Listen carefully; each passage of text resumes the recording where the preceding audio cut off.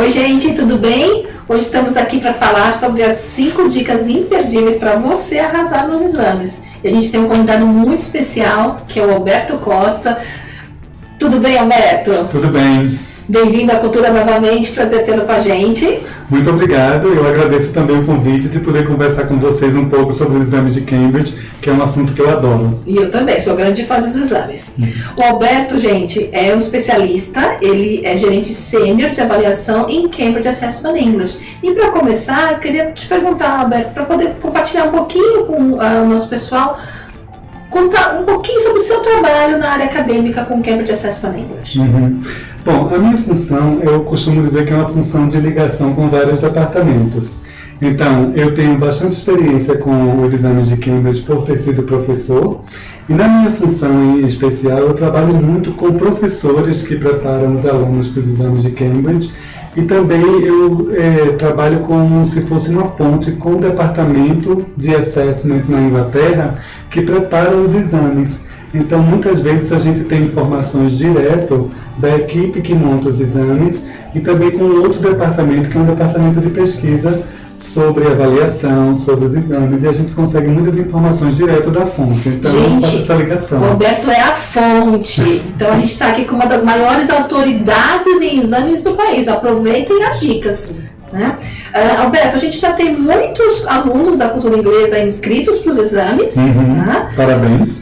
Que bom, que bom. E eles já estão ali ansiosos para receber as nossas dicas. Mas também temos aqueles que estão pensando, sabe o que eu devo fazer? Será que é hora de fazer? Qual é o exame certo para mim?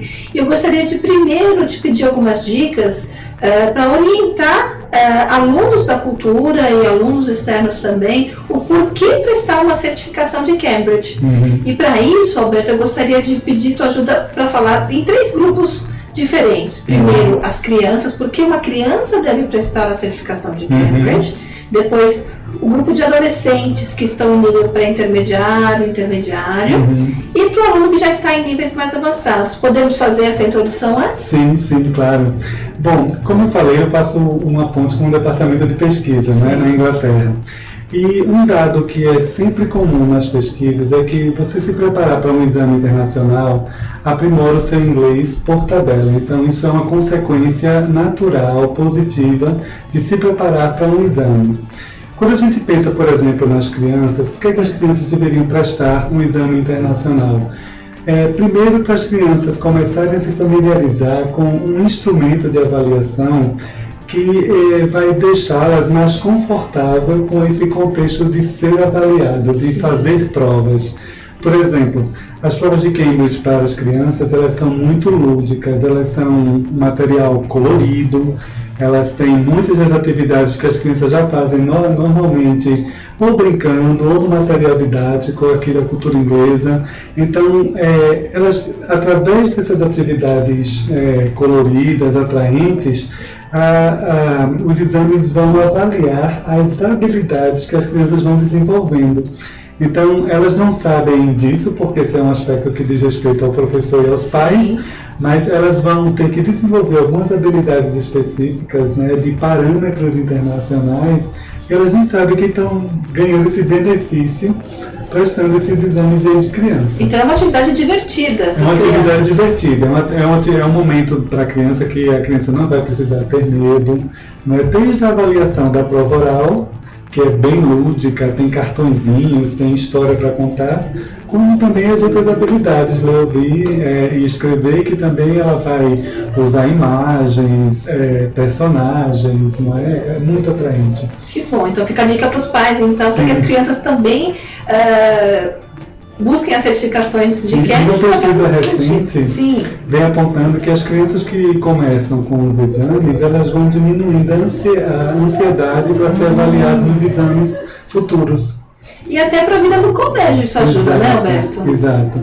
E para a vida em geral, né? Sim. Quando a gente pensa, por exemplo, nos adolescentes, por que os adolescentes deveriam prestar um exame, né? Poderiam prestar um exame? Bom, o adolescente, ele já está numa fase onde ele tem, assim, exposição a muito conteúdo, ele já tem muitas habilidades naturais desenvolvidas, e o exame internacional, ele é elaborado por meio de uma escala internacional, chamada Quadro Comum Europeu. São 6 grandes níveis, e cada nível significa que você... cada nível que você atinge significa que você desenvolveu um grupo de habilidades. E essas habilidades é que vão ser avaliadas no exame. Então, quando o adolescente presta o exame de nível A2, o que, por exemplo, ele vai ter que desenvolver habilidades específicas, que são assim, medidas internacionalmente, e depois ele vai para o nível B1, então, que é o preliminary. Ele já vai ter que desenvolver, além do que ele desenvolveu para o nível A2, tem um outro grupo de habilidades para poder ele ser avaliado no nível B1 e ter sucesso na avaliação. Então, ele vai desenvolvendo não só o inglês, mas um grupo de habilidades que vai ser necessário para a vida toda quando ele viajar. E esses níveis são internacionais. Aonde ele for e disser que tem um certificado de nível B1, todo mundo vai saber o que significa. E hoje em dia os jovens estão cada vez mais circulando pelo mundo, fazendo atividades, cursos. Exato. Então o certificado é um passaporte aceito internacionalmente que abre portas para esses adolescentes que têm essa intenção. Exatamente. Então, quando você tem um certificado, uma das coisas que você não vai precisar passar, por exemplo, é por teste de nivelamento em outras instituições ao redor do mundo, porque todo mundo entende que nível você está. Isso também se aplica aos alunos com mais idade, né? Os jovens adultos, os adultos. Por que eles poderiam prestar uma certificação? Qual é a importância disso para a vida deles? Bom, esse parâmetro internacional ajuda o aluno a estabelecer objetivos a curto prazo. Então, quando você tem objetivos, fica mais fácil de você atingir essas metas, não é? Que são essas habilidades que você tem que desenvolver e que isso vai eventualmente levar você a um desempenho na língua para propósitos muito claros da vida adulta. Ter uma promoção no trabalho, fazer uma graduação ou uma pós-graduação no exterior, né? Então isso vai ser exigido, ele precisa ter essas habilidades. Então esses alvos vão ajudar o adulto a se planejar, né, para chegar lá com o inglês comprovadamente no nível que vai ser exigido para aquela atividade. Então, para um aluno avançado, ele consegue utilizar a certificação para de repente pleitear fazer um curso no exterior? Exato. Inclusive, uma informação muito importante para o aluno adulto é que o nível C1 é o nível mínimo para programas de mobilidade acadêmica. Olha que informação importante. Então, se você quer fazer, por exemplo, um mestrado, uma pós nas universidades, mesmo que não seja uma universidade de um país que fala inglês, Alemanha, Holanda, então possivelmente vão exigir uma qualificação nível C1 em inglês, porque aqueles cursos vão ser ministrados em língua inglesa. Fantástico. Então isso é um resultado da internacionalização. Maravilha. Então os certificados ajudam desde a formação de uma criança, preparando para a vida acadêmica, para um jovem a conseguir oportunidades, estudar fora, fazer um intercâmbio, e o adulto também lá na vida profissional. Exato. Muito legal, que bom. Então, motivos aqui não faltam, né? Exato. Além de que em todas as faixas etárias tem a questão também de ter uma língua bem desenvolvida para o lazer, né? Já imaginou você viajar sabendo falar a língua do país e não se perder, né? Então isso também é um prazer que é agregado à experiência de se falar um idioma bem. Que bom, que bom. Então a gente consegue também aprender questões bem práticas para utilizar no dia a dia. Exato. Excelente. Eu costumo sempre usar a metáfora de que é como artes marciais. Para você ser um faixa preta, você precisa passar por todas as outras cores. Você tem que começar lá no início, né? Aí faz a avaliação para poder chegar numa determinada faixa, né, de cor, aí você desenvolve outras habilidades para poder atingir a outra faixa até que você chegue no nível faixa preta. Entendi, não dá para pular diretamente para o nível C1, né? Não, já imaginou? Tem que... Seria ótimo, seria a solução para os nossos problemas, mas os milagres ainda não existem. Então nós temos que realmente seguir as etapas, começando pelo um Key, para um Preliminary, um First, um Advanced, um Proficiency. Exato. E no caso das crianças, começando pelos Starters, aí depois vai seguindo para os níveis subsequentes. Maravilha, que bom. E agora será que a gente já consegue falar das dicas Sim, com o maior prazer. Então são 5 dicas imperdíveis para você arrasar nos exames de Cambridge. Vamos para a primeira, Alberto? Vamos. Bom, a primeira dica que eu vou falar para vocês é a familiarização. Bom, todo exame que a gente vai fazer, a gente precisa estar familiarizado com o formato do exame. Então é importante saber que o exame geralmente tem alguns componentes. Alguns exames têm 3 componentes, outros têm 4 componentes, então você precisa saber exatamente essa quantidade. O que eu estou querendo dizer com a palavra componente? Nos exames a gente avalia habilidades de ler, ouvir, falar e escrever.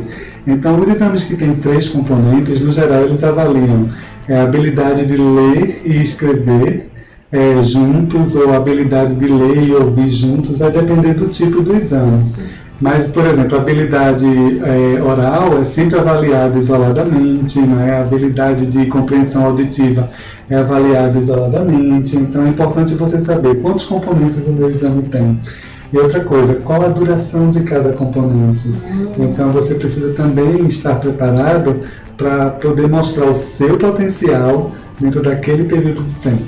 A questão do gerenciamento de tempo nas provas é essencial, então. Exato.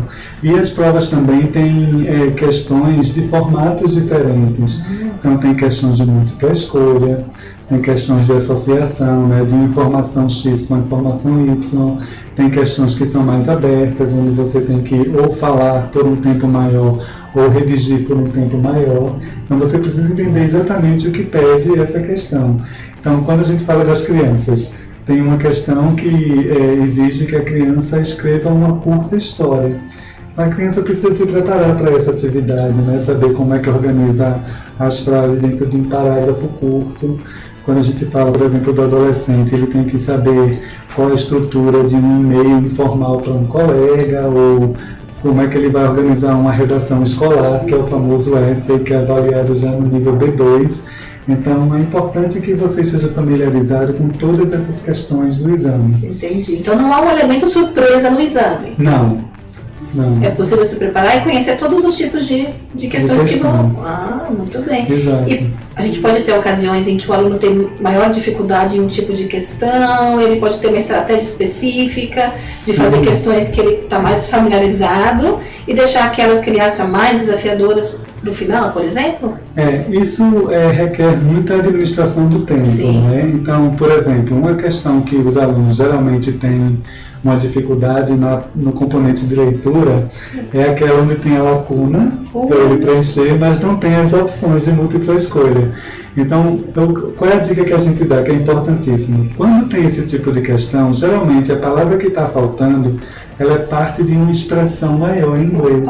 Anotem essa dica, gente. Essa vale ouro. Então é importante vocês conhecerem um número grande de expressões para poder saber que palavra que vai estar faltando naquela lacuna ali. Possivelmente ela faz parte de alguma expressão. O que eu quero dizer por expressão? Uma expressão comum que a gente usa muito em inglês é on the other hand. On the other hand é uma expressão única, mas que tem 4 palavrinhas. Aí possivelmente uma das lacunas vai ser on, lacuna, other hand. O que é que está faltando? O artigo. Mas ele é parte desse conjunto de palavras. Então se o aluno observa o que vem antes e depois, ele pode lembrar dessa expressão. Exato. E aí acertar. Exato. Então é muito bom estar atento a isso. E quando você estiver praticando para o exame e fizer questões de múltipla escolha, geralmente você chega com o seu professor as respostas e a resposta da letra B é a correta para essa questão. Mas seria bom o aluno não parar nesse ponto, seria bom ele examinar com o professor por que as outras não são as corretas. Sempre tem uma razão. Então, quando ele vai estudar a razão pela qual as outras não estão corretas, ele vai realmente entender melhor o que está por trás da questão. Entendi. É uma ótima dica para praticar antes do exame. E eu posso rabiscar o meu teste de Cambridge, não? Eu posso fazer anotações? Então, pode. Nos componentes de leitura, de compreensão auditiva, você tem o caderno com as questões. Então, você pode fazer anotações ali, porque você vai transferir as respostas para uma ficha de resposta oficial. Não é? Então, não tem problema se você fizer anotações ali na hora. Só que no dia do exame, você não vai ter muito tempo para se ater a uma questão apenas. Então, é bom praticar todos os tipos de questões antes e no dia do exame você já está preparado para todas elas. Já no componente da parte escrita, é bom ter cuidado com muitas anotações, porque você tem que mostrar que você consegue redigir um texto de acordo com o que a questão pede. Então ele tem que demonstrar uma organização de texto. Então não dá muito tempo para fazer um rascunho lindo para mandar. Agora, não é problema se você errar na hora de escrever. Se você cometer um erro, você pode passar uma linha em cima daquela palavra que você errou e continuar. E o aluno não é penalizado? Não é penalizado. Não precisa rabiscar. Passa só uma linha que o examinador ele já vai entender que aquilo deve ser ignorado. Então não tenha medo. Pode riscar, gente. Você não vai perder pontos. Isso. Ufa! O mesmo que você iniciou um parágrafo e não era aquele que você queria dizer. Então, em vez de você gastar tempo tentando rabiscar, não, passa uma linha e começa de novo, que ele vai entender. Até porque na parte escrita você usa caneta, então você não pode apagar. É verdade, que bom, maravilha. Nossa, gente, acho que foi a primeira dica, mas a gente teve assim umas 200 dicas dentro dessa dica. Sim, várias dicas. Maravilha. E agora podemos ir para a segunda dica, Alberto? Sim. Já temos. Bom, vamos lá. A segunda dica tem a ver com o tempo de cada componente, né? A gente meio que começou a falar um pouco sobre o tempo, mas eu gostaria muito de voltar para essa questão do tempo, porque tem algumas especificidades em cada exame. Nos exames de criança não tem ficha de resposta para a criança transferir do caderno de questões para a ficha. Então o que ela anota ali dentro daquele tempo vai ser levado para ser avaliado no exterior, né, na Inglaterra. Já os exames de Key, Preliminary, por exemplo, você tem que saber que nos componentes de leitura, por exemplo, e reading and writing, leitura e escrita no caso do Key, você tem um determinado tempo, mas você tem que deixar 10 minutos dentro daquele tempo para transferir as respostas para a ficha de resposta oficial. Então você tem que organizar esse tempo. É essencial. Já na parte escrita, você tem mais de uma atividade para escrever. Então você tem que fazer um controle de tempo para poder você responder todas as questões exigidas dentro daquele período. Então é importante que o candidato conheça quanto tempo tem cada questão, para que ele possa se organizar e fazer o seu planejamento. Exato. E muitas vezes esse é um dos pontos que o aluno mais comenta quando ele presta o exame. Mas é pouco tempo para fazer tanta coisa. Mas o tempo também é um elemento importante para avaliar o grau de habilidades que você desenvolveu e quantas habilidades você conseguiu desenvolver no seu preparatório. Não é? Eu gosto de dizer, todo mundo pode correr 100 metros, mas só um pode ser Usain Bolt. Porque o tempo é que é o determinante, né? Para poder colocar o Usain Bolt num outro patamar. E eu lembro que a gente tem que controlar até pelos segundos, né? Cambridge é muito rigorosa. É rigorosa, Então, cuidado com o tempo. Gerencie o seu tempo a fazer a sua prova de Cambridge. Exato. Olha bem, pergunta ao professor quanto tempo dura cada componente, porque cada exame tem uma especificidade. Sim. Então é bom já se inteirar direitinho com o professor, não é? Com o preparatório, faz os simulados. Maravilha. O simulado é muito importante para que você adquira essa prática, né? Inclusive em algumas filiais agora, a gente começa a semana Cambridge falando um pouquinho das nossas atividades, e as filiais também vão oferecer simulados, né? Consulte a secretaria da sua filial para que a gente possa oferecer essa oportunidade prática realmente de conhecer um exame fazendo um simulado. Exato. Bom, então o tempo é essencial. É essencial, Muito bom. E depende da prática, né? O tempo depende da prática. Sim, maravilha. Terminamos então a segunda dica, Alberto. Então vamos para a terceira dica, que como você pode arrasar nos exames. Certo. A terceira dica tem a ver com os textos e diálogos do exame. Então, quando a gente está preparando para um exame internacional, você vai ser avaliado numa gama de gêneros textuais, seja falando ou escrevendo. Então, por exemplo, vamos falar da parte escrita. Tem exames em que você vai ter que escrever, por exemplo, um recado para alguém, um recado curto, né, tem uma quantidade mínima de palavras, e tem as informações importantes que você tem que incluir nesse recado. Então você tem que saber como é a estrutura desse recadinho com tão poucas palavras para você expressar exatamente o que a questão pede E a questão nada mais é do que uma simulação do leitor que vai ler o seu recado. Sim. Não é? Quando a gente pensa nos níveis mais altos, a gente vai ver que tem, por exemplo, uma série de gêneros textuais na parte escrita. Tem o essay, que é a redação escolar, tem história, tem artigo, tem como redigir uma proposta, como redigir uma série de coisas que você vai ter que dominar.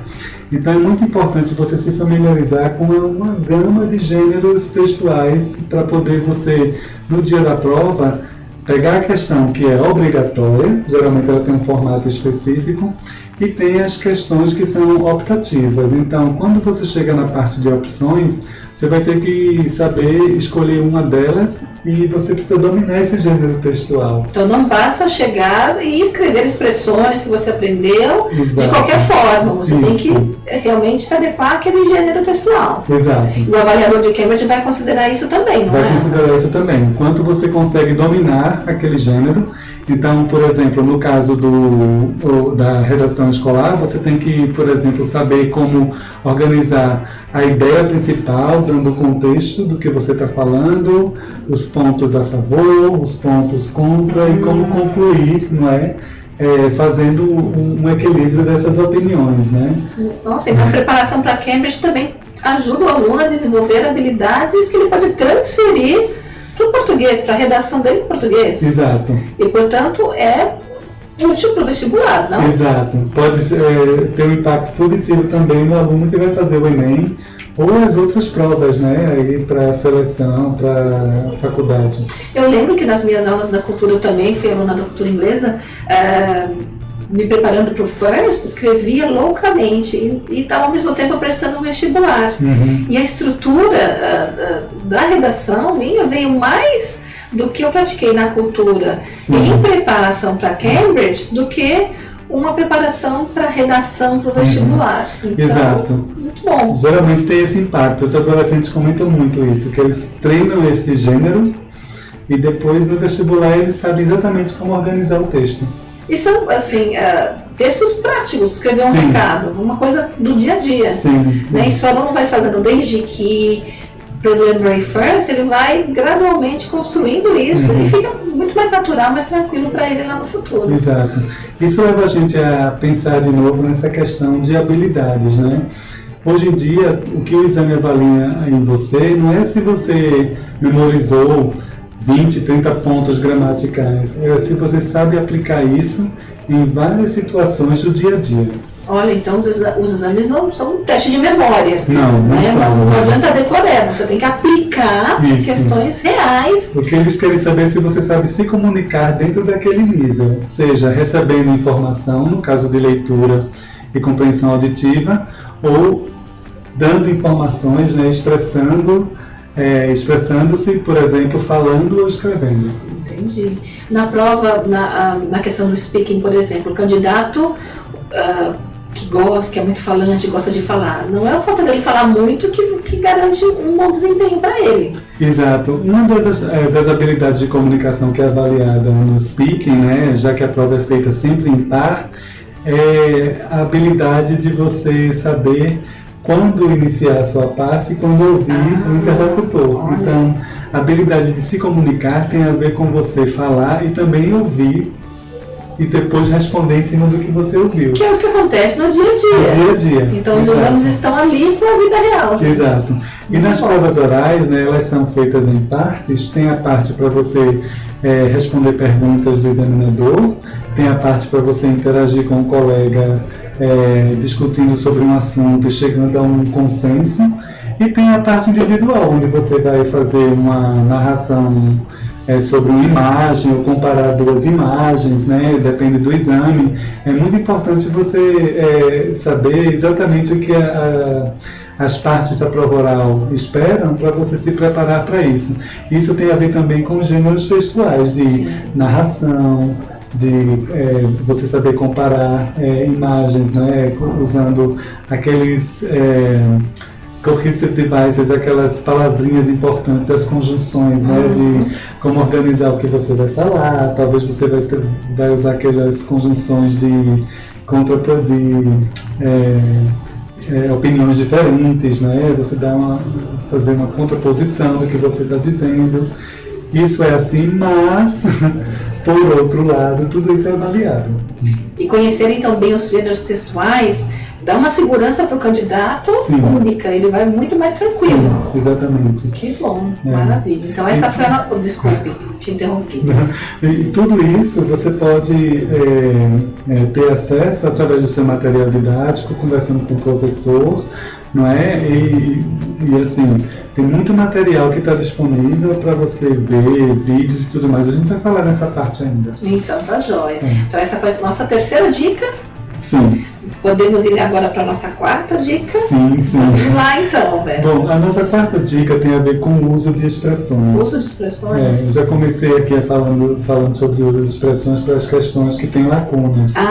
Mas não tem as opções de múltipla escolha, né? Mas por que o uso de expressões é um aspecto importante para os exames? Porque quando a gente fala e quando a gente escreve, geralmente a nossa comunicação ela tende a seguir alguns modelos, né? Então a gente tem, por exemplo, aquelas expressões-chave que quando você entra numa sala, seja a sala de aula ou seja a sala onde você trabalha, né, você já sabe que expressões usar para cumprimentar alguém. Então são expressões fixas, né, que você usa em inglês, hello, how are you? Né? Então, isso vai ajudar você também nos exames. Quando a gente pensa, por exemplo, numa atividade onde você vai descrever uma imagem, é preciso que você já tenha um modelo em mente. Bom, nessa imagem eu vejo que tem pessoas fazendo isso, eu vejo que ao redor das pessoas há prédios, há casas, então olha, ao redor há uma série de elementos que você vai ver na imagem, e aí você faz assim, bom, aqui na parte da frente da imagem tem isso e isso, já na parte de trás, e aí você começa a construir um modelo para que você não se perca na hora de descrever uma imagem. Isso é só um exemplo, tá? Porque quando a gente chega na parte de se comunicar com o colega, a gente também tem alguns modelos, né? Por exemplo, você pode, quando você vai precisar pedir que o colega repita alguma coisa, existe uma expressão-chave, né? Can you repeat that, please? Então, quanto mais você memorizar essas expressões para falar, melhor. Na parte escrita, cada gênero textual vai ter uma estrutura e você vai somente mudar as informações dentro da estrutura. Então, a redação escolar tem uma estrutura, um e-mail informal também já tem uma estrutura. Você começa, Hi John, how are you? I'm writing to tell you that. Então, pega esse iniciozinho, I'm writing to tell you. Então, você já sabe que isso é uma expressão fixa, né, para uma comunicação informal escrevendo. Então, junta essas expressões, guarda esses modelos e assim, aplica esses modelos na hora do exame, você não vai se perder. E esses modelos estão presentes nas próprias aulas? Isso. Nos materiais didáticos também? Isso. Né? Nos materiais diversos específicos de exames. Alguma outra fonte que você recomendaria para que o aluno consiga identificar essas expressões, conseguir modelos que ele possa usar nos exames? Sim. Olha, quanto mais a gente se expõe ao idioma, melhor. Então hoje a gente tem muito acesso aos vídeos do YouTube, a gente tem muito acesso a áudios na internet. Sim. Então quando você ouvir uma conversa, vamos imaginar que você gosta de um artista X, né? Então você gosta muito desse artista, vê e ouve como é que esse artista dá uma entrevista. Quais são as expressões que esse artista usa para expressar informações sobre a infância dele, né? Então você vai, quando é alguém que a gente gosta, a gente ouve com mais atenção. Eu assisto várias vezes a mesma entrevista. Exato, isso é uma estratégia ótima. Então pensa bem como é que essa pessoa fala, que expressões essa pessoa usa, tenta se apoderar dessas expressões falando sobre você. E quanto mais você apresentar expressões variadas no exame, mais natural a sua comunicação fica e você ainda impressiona o examinador. Olha que maravilha! Então, se preparar para o exame também pode ser uma atividade prazerosa, porque você pode assistir um vídeo que você curte, ouvir uma entrevista de um artista que você admira. Exato. E já está praticando, se preparando para o exame. Exato. Muitas vezes os artistas têm seus perfis na mídia social, têm seus blogs. Então lê também o que é que eles falam, né? E quando você estiver lendo o que ele fala em inglês, pega também algumas expressões dali, porque aquilo vai te ajudar na hora de compor sua redação na prova. Que bom. Era um recurso que na minha época não existia. Exato. Né? E hoje... Eu lembro bem disso. Nós somos mais ou menos da mesma época, gente. Sim, sim. Mas agora vocês têm uma gama de recursos, então Exato. aproveitem esses recursos e façam uma preparação para os exames de forma divertida. Exato. Muito bom. Exato. Falamos agora da nossa quarta dica. Mais algum comentário? Eu acho que tem uma só. A gente tem uma dica importante. Então agora vamos para a quinta dica de como arrasar nos exames de Cambridge. Certo. A quinta dica tem a ver com estudo e preparação. Então, essa dica ela é muito importante, porque ela vai corresponder a tudo que a gente falou até agora. Quando a gente está se preparando para um exame, é preciso que a gente comece a se antecipar em relação ao dia em que o exame vai acontecer. Seja você criança, adolescente, adulto, não é? Então, lembra que eu falei de correr 100 metros? Eu vou dar uma outra metáfora. Aqui em São Paulo a gente tem a corrida de São Silvestre. Sim, famosa. Então, se você decide correr na São Silvestre, não é no dia da São Silvestre que você vai se preparar. Não é uma boa ideia. Não é uma boa ideia. Você vai ter que se preparar antes, para poder no dia da São Silvestre você mostrar o melhor que você pode do seu potencial. A mesma coisa é quando a gente se prepara para um exame internacional. No dia antes do exame, você precisa fazer um plano de estudos, para poder conhecer assim as partes dos exames e praticar muito. Você precisa também conhecer bem o material didático que você usa, né, e saber o que do material didático corresponde muito às questões dos exames. E é bom também você ter, por exemplo, quando você faz o simulado, né, aqui na cultura, o professor entregou o resultado do simulado, tenta refazer aquelas questões de novo, não é? Para poder ver aonde você não se saiu tão bem e aprimorar naquelas partes. Então, um plano de estudos antes do exame é muito importante. E vocês têm assim uma série de recursos aqui da cultura online e impressos que podem ajudar vocês também nesse preparatório, contanto que vocês façam um planejamento bem cuidadoso, né? E com muita antecedência. Temos os nossos alunos já inscritos que podem começar já a fazer esse planejamento, um roteiro de estudos, para que no dia dos exames do final do ano estejam tranquilos, confiantes, preparados e aumentar aí, então, a possibilidade, o sucesso, então, o desempenho nos certificados. Muito bom. Muito bom. Essa foi a nossa quinta dica. Mas, Alberto, eu não posso deixar você sair sem dar mais uma dica, porque eu sei que você tem, assim, a gente poderia ficar aqui a tarde inteira falando sobre certificações, porque ele é apaixonado e eu também sou apaixonada por exames, né? Nós realmente amamos os exames e queremos muito compartilhar um pouquinho essas dicas com vocês. Então, eu vou fazer um pedido especial. Você consegue dar mais uma diquinha pra gente? Uma sexta dica extra, sim? Posso dar duas aí, Maravilha, melhor ainda, 2 dicas, gente. Então, uma das dificuldades que os alunos geralmente comentam que tem é no componente de compreensão auditiva. Eles acham que às vezes o áudio está muito rápido para a atividade que eles têm que exercer, mas muitas vezes essa prática da compreensão auditiva ela está muito ligada a outras atividades que você tem na sala de aula, mas que você talvez não tenha se apercebido do quanto aquilo pode ajudar você para se preparar para esse componente. Por exemplo, quando o professor vai fazer o simulado do exame, você tem que ouvir o áudio 2 vezes, mas isso é no dia do exame. Antes do exame, você faz o simulado ouvindo 2 vezes e depois você pega aquele áudio e ouve 300.000 vezes. Ouve de novo. É muito importante que você ouça, mas não precisa ouvir ele todo sempre. Ouve pedaços específicos para você saber como algumas palavras são pronunciadas. E as atividades de pronúncia que o professor faz na sala de aula, talvez você não saiba, mas ajuda muito a desenvolver a compreensão auditiva. Você está praticando pronúncia, mas também está desenvolvendo a sensibilidade, né, do ouvido sem saber. Então, a atividade de pronúncia é um ótimo benefício para você ter essa segurança de se sair bem no componente de compreensão auditiva. Que bom, então aproveitem aí as aulas e pratiquem bastante. E a outra dica, né, que eu falei que eram 2, Oba!